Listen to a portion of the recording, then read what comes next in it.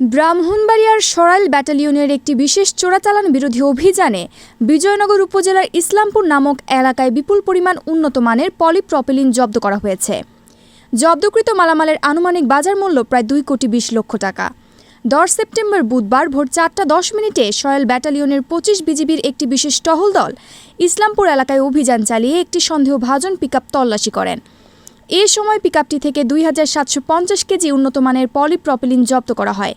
মালামালটির কোনো বৈধ মালিক না থাকায় এটিকে চোরাচালান বলে ধারণা করা হচ্ছে।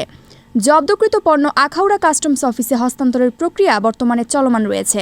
ব্রাহ্মণবাড়িয়ার বিজয়নগর উপজেলা ও পার্শ্ববর্তী হবিগঞ্জ জেলার মাধবপুর উপজেলার সীমান্ত পথে ভারত থেকে অবৈধ পথে চোরাচালান ও মাদকদ্রব্য প্রবেশ ঠেকাতে 25 বিজিবি অঙ্গীকারবদ্ধ এবং ভবিষ্যতেও এই ধরনের অভিযান অব্যাহত থাকবে জানিয়েছেন সরাইল ব্যাটালিয়ন 25 বিজিবি।